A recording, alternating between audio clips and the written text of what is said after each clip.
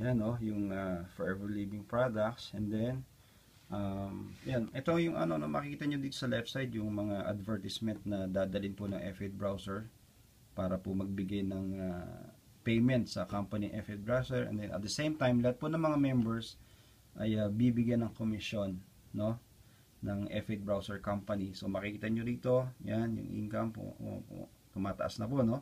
Kanina nasa ano yan, nasa 106, 107 na.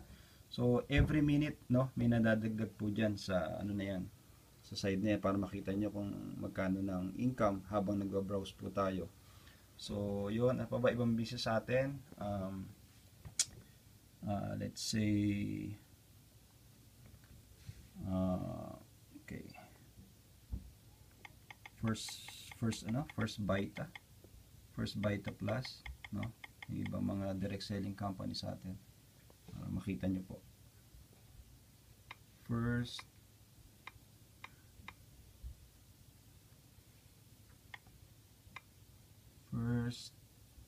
Vita Plus.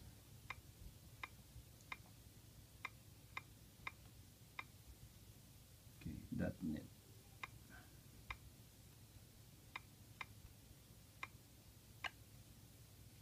Okay, balik tayo sa Google. Hindi siya pumasok.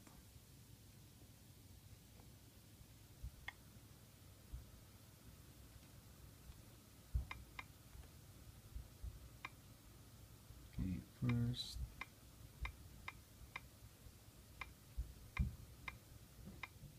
Vita Plus.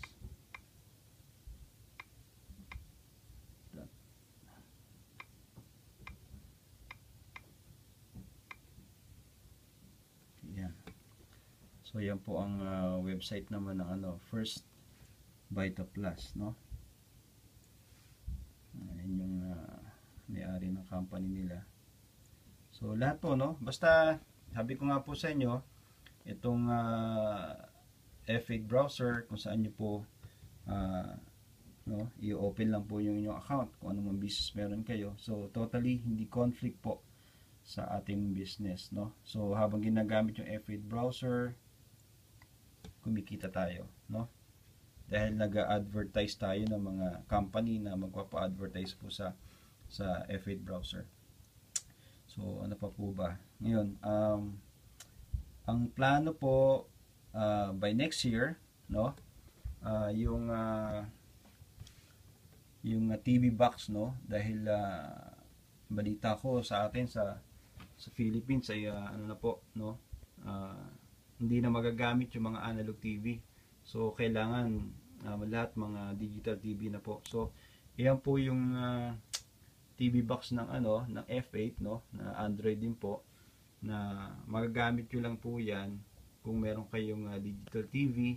At ang magiging maganda po nito, lahat po ng member ng F8 browser, kapag nagkaroon na po nitong TV box na to, once na nagamit na po nila sa TV nila, habang nanonood po ang lahat ng members ng F8 na kahit anong TV station sa atin sa Philippines, ay kumikita pa rin.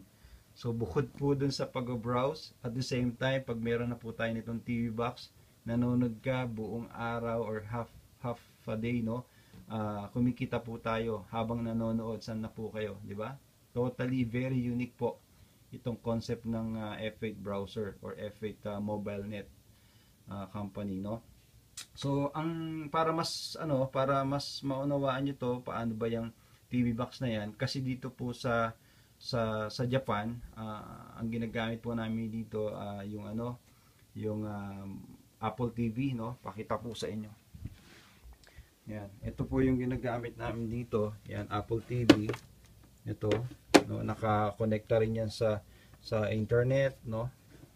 Para ma-transfer nyo dito sa digital TV, no? Pakita ko sa inyo kung paano mangyayari sa TV box ng F8 browser by next year. So yan. So yan po, see? So once na yung sa F8 browser, mai-release na po yung TV box, ganyan na makikita natin sa TV screen natin, no? So kung saan tayo makapanood ng YouTube, no? Yan. Kaya lang dito sa dito sa paggamit itong Apple TV, wala pong income. Unlike dito sa TV box ng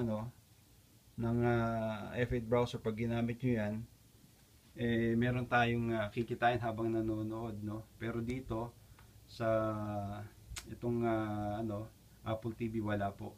So ganyan po ang mangyayari by next year. So napaka exciting, no? Talagang mangyayari ito next year. Bukod sa nagba-browse po tayo ng F8 browser, no? May kita pa rin. So saan ka na, 'di ba? So totally not a conflict sa business po natin. Tapos anong tawag nito? Madali po siyang i-share or i-promote sa mga kaibigan natin. Sabi nga po, kahit po under 18 yung mga anak natin, basta kaya po mag-browse, pwede po sila dito sa F8 browser. So napakalaking opportunity nito sa ating lahat na magkakaroon tayo ng extra income habang ginagamit yung browser. So once na naging member po kayo guys, wag na kayong gumamit ng Google. Pag open nyo ng Facebook, kahit ano pa mang email nyo, gamitin nyo po yung F8 browser para kumita po tayo. Okay? So yun po ang pinagkaiba ng F8 browser sa ibang business, no? Online business, dahil ito ay very unique at wala pa pong kalaban. So join na kayo sa grupo, palakihin natin po ang community ng F8 browser digital, no, company. So ang gawin lang po natin, kung sino man po ang makapanood nitong video na to, kung sino nag-share sa inyo, tanongin niyo po sila.